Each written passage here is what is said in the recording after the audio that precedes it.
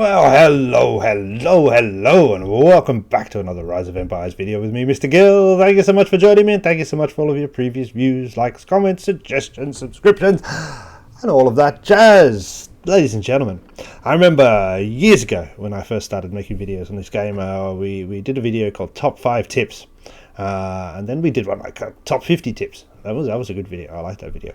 But it is time to relook at Top 5 Tips. Top 5 Tips from Mr. Gill 2022, which is kind of similar to Top 5 Tips. What was it, 2018, 2019, whenever that was, years ago.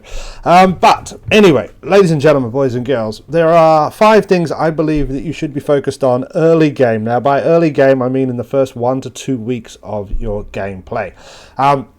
Obviously, there are a massive amounts of kind of events, and there is the benefits that you can do by following the feast and all of these kind of finishing these off. However, within those, I do believe there's one event which is super important, which is the area cleansing operation. So the area cleansing operation is an event that runs for the first 25 days of your beginning, and by slowly and systematically attacking and defeating each level of each type of NPC character, you will earn reward points. Those points can then be used to exchange for certain development heroes.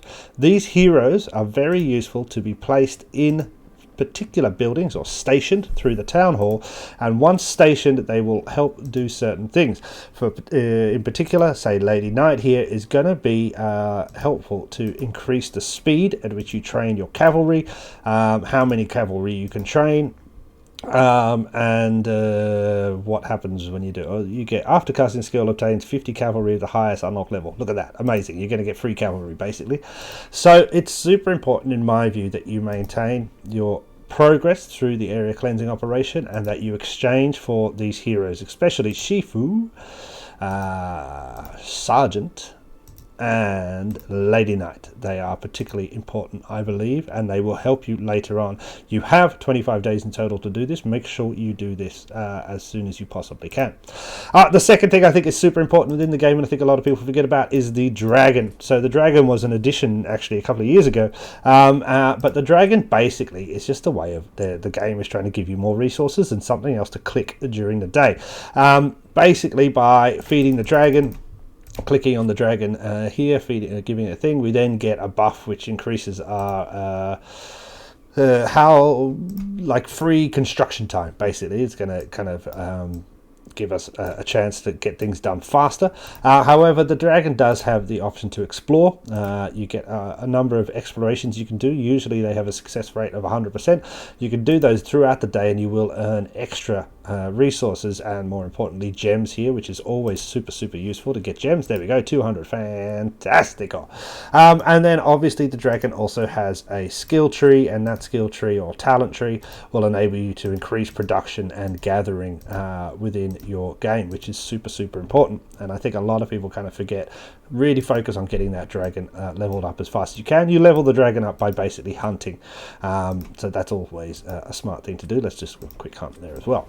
The horn, number 3, the horn. Now, gold is an important resource in this game, and having as much gold as you possibly can is super important. Without gold, you're not going to be able to upgrade buildings and all of this stuff, so really important. And my game's just frozen. Oh, that's annoying. Give me a second. Okay, and we're back. Sorry, yes. So the horn is super important in order to get excess gold. You can click on the horn every, 15 minutes or something like that. Do it as often as you possibly can. Getting all that extra gold is a boon, and it does add up.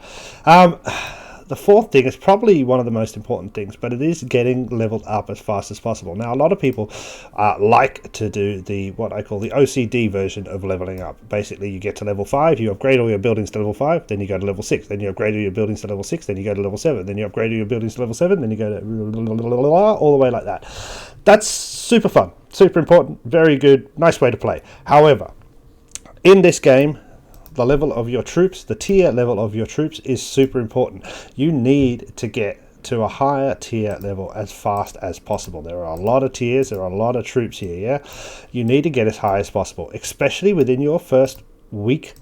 You want to be getting to tier 5 as fast as possible. Now you can see that tier 5 troops are available when you reach level 13. That is the goal. My strong tip here is that you fast track your castle to level 13 so that you can increase this building enough that you can then start training tier 5 troops. All the troops you train before then, you're going to have to promote anyway. It is far better to get to that level, then kind of pause for a second, upgrade. At tier 13 you do have a class change as well, so I always suggest that you be a farmer so that you're having a lot of resources coming through. You fast track your way to castle level 13, you start training the tier 5 troops, and then you can look at upgrading all the other buildings around and the things that you need. Super important in my view. The fifth most important, and I made a particular one video about this that either came out yesterday or will come out tomorrow, is donating to Alliance Tech. Super important early game. This is going to help your alliance, which will then help you immensely if your alliance has an enormous amount of stone in the ready and is completing those Alliance Tech goals. So in here, technology, donate. Use those points in the store to buy stone. Buy stone, donate the stone in the resource section here. Now, some of you might go, and this is just a side note, some of you might see this screen, some of you might see a different screen. It'll depend on which version of the game you're playing on and whether you're playing on iOS or Android. I've noticed that I play on iOS on my phone. It has a different menu option there to Android, which is what this version is on the PC. So, my 5 tips, just to recap. Focus on area cleansing so that you can get those development heroes, which will help you train your troops faster and better.